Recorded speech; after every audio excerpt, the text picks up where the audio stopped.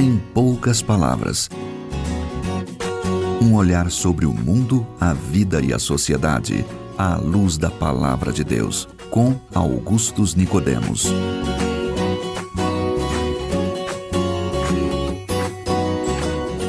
Olá, ouvintes, é uma grande alegria poder contar com a sua audiência para mais um programa Em Poucas Palavras da Primeira Igreja Presbiteriana de Goiânia. Mais uma vez aqui estou eu, Natson Matias, e o pastor Augusto Nicodemos, comentarista do programa e pastor da Primeira Igreja Presbiteriana de Goiânia. Como vai, reverendo Augustus? Como está, Natson? Você, querido ouvinte, que está aí nos recebendo no seu rádio, no seu receptor, através do seu celular e de outros meios, queremos dar aí o nosso abraço para você. E dizer que o programa de hoje, eu tenho certeza, vai falar de um tema que vai abençoar a sua vida. Fique conosco. Morte. Essa é uma palavra que não raramente as pessoas gostam de manter longe do seu vocabulário. Há aqueles, talvez até você que nos ouve nesse momento, que costumam bater na madeira sempre que se menciona a possibilidade da morte. Tem gente que faz isso mesmo. Com certeza. Tem gente que não gosta nem de pensar em comprar terreno em cemitério, essas coisas todas, preocupados com esses detalhes.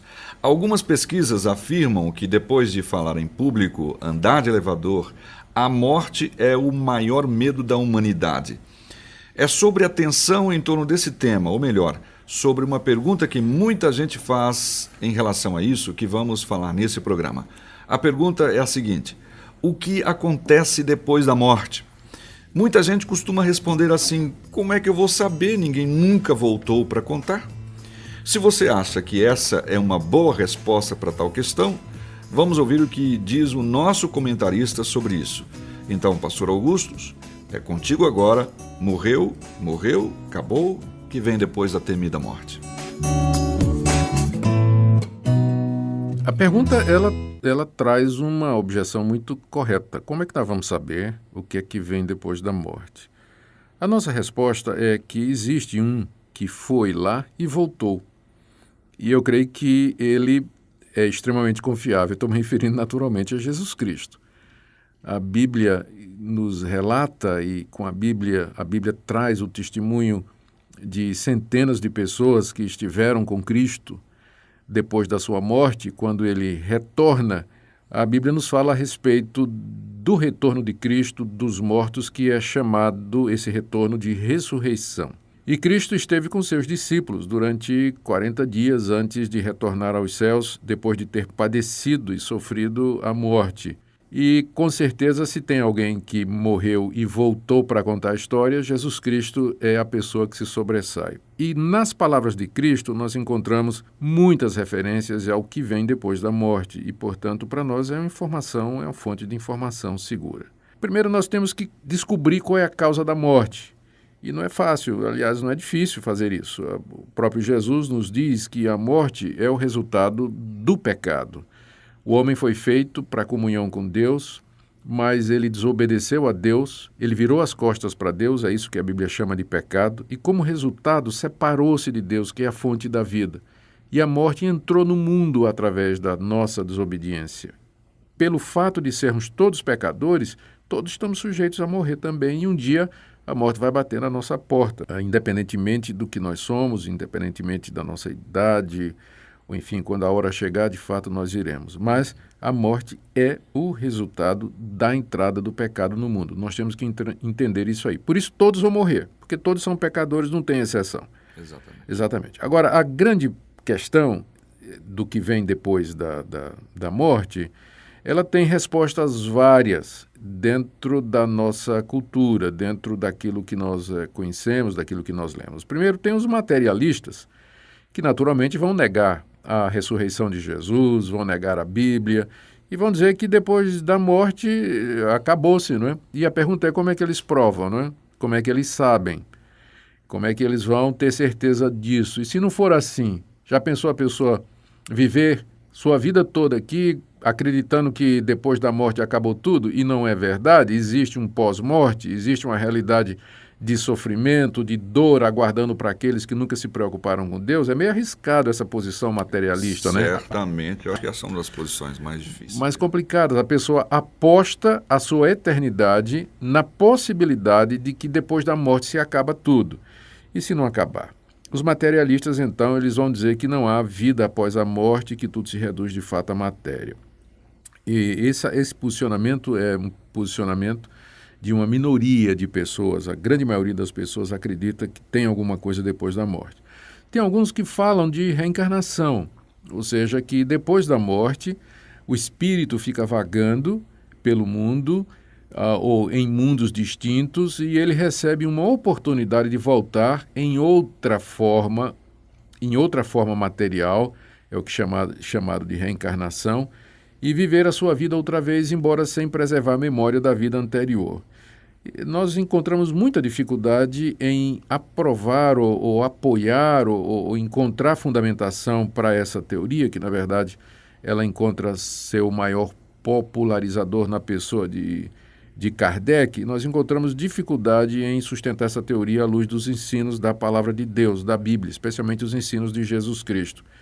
Porque não há menção nenhuma na Bíblia a respeito dessa segunda chance. A Bíblia, quando olha para a morte, ela diz que é o ponto final da nossa existência, que depois da morte a pessoa se depara com o juízo final, o juízo eterno diante de Deus, ou para o bem ou para o mal. Não há qualquer perspectiva de um retorno a esse mundo.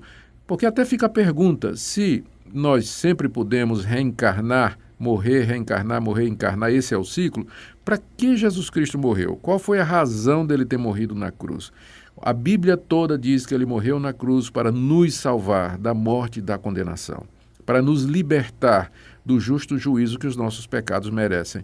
O que seria desnecessário se realmente a reencarnação fosse o que vem depois da morte. Outros acham que depois da morte a alma entra num estado de sono, de insensibilidade, a pessoa não se apercebe do que é que está acontecendo e ela vai despertar só no dia do juízo final.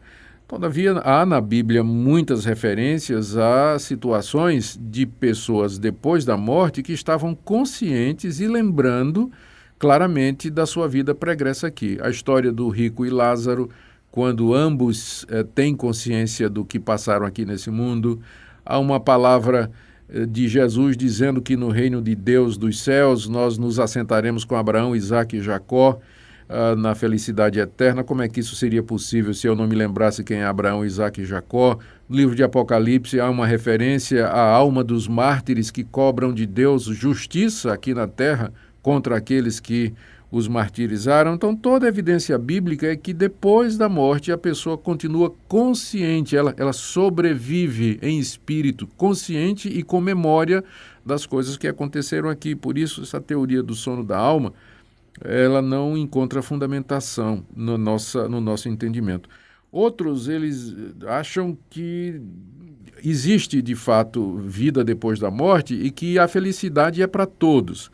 Isso eu acho que é a teoria mais comum, viu, Nathan? É o pessoal dizer assim, olha, todo mundo morre e vai para um lugar bom. Isso eu já vi muitas vezes, né?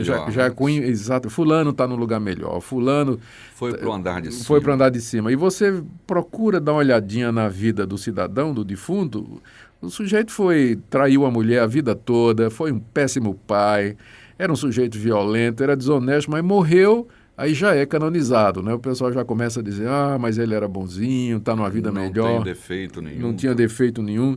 Não.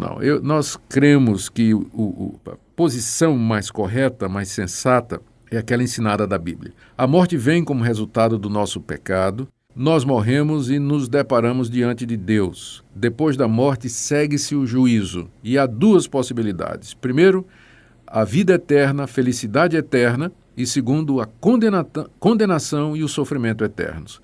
A vida eterna será dada àqueles que, aqui nesse mundo, se arrependeram dos seus pecados e receberam a Jesus Cristo como o único e suficiente Salvador.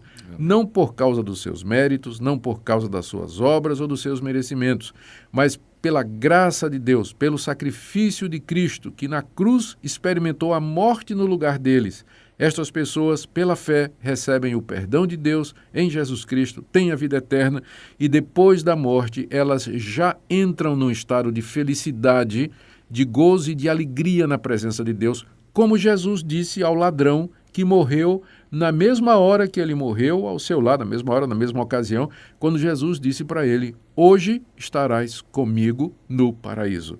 Nessa palavra de Jesus você encontra tudo isso que eu falei. Aquele ladrão, ao morrer, ele tinha se arrependido dos seus pecados, ele tinha crido em Jesus. Ao morrer, ele entraria juntamente com Jesus no paraíso, que é um nome que a Bíblia diz ou dá para o céu que nos espera depois da morte, para aqueles que creem em Jesus como Senhor e Salvador. A outra alternativa ou a outra posição é a de condenação eterna e de sofrimento eterno. A pessoa que viveu esse mundo aqui, sem Deus, sem Jesus Cristo como seu Salvador, quebrando todos os mandamentos de Deus, sem ligar para Deus, fazendo o que lhe dava na telha, vivendo como se Deus não existisse, depois da morte ela espera o quê? Ser promovido para onde? Ela vai colher aquilo que ela plantou a vida toda. E o salário do pecado é a morte. Aquele que durante a sua vida semeou as sementes do pecado, da desobediência, vai colher condenação por causa dos seus pecados. Por isso, ouvinte, a nossa palavra é: se arrependa dos seus pecados. Creia em Jesus Cristo, porque somente Ele pode salvar você da condenação que os seus pecados merecem. Ótimo tema, ótima palavra sobre isso, e certamente você ouviu algo que realmente te ajudou e vai continuar te ajudando a entender um pouco mais sobre esse tema. Um tema que ocupa o nosso pensamento, o pensamento de todos nós, mais do que queremos admitir.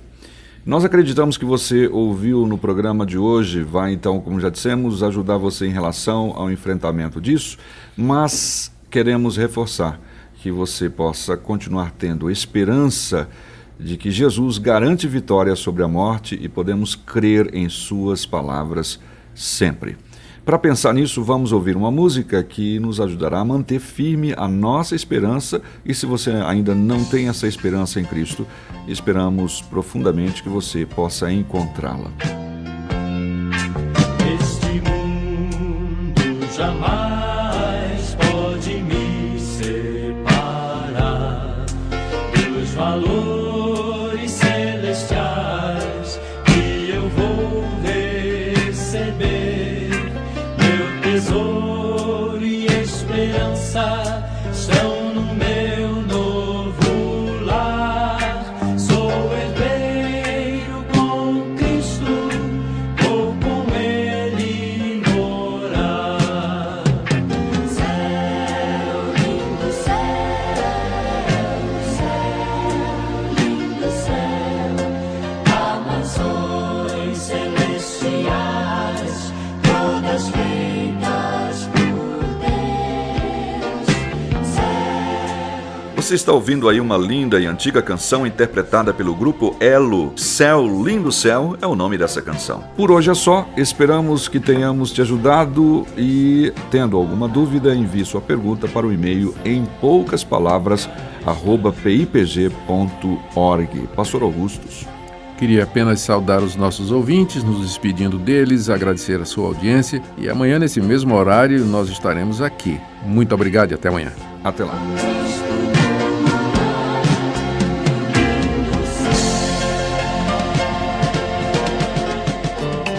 Se você deseja saber mais sobre esse e outros assuntos à luz da Palavra de Deus, domingo às 9 da manhã ou às 7 da noite, será um prazer conhecê-lo pessoalmente. Primeira Igreja Presbiteriana de Goiânia, Rua 68, esquina com 71 Centro. Fone 3212-3320. www.pipg.org.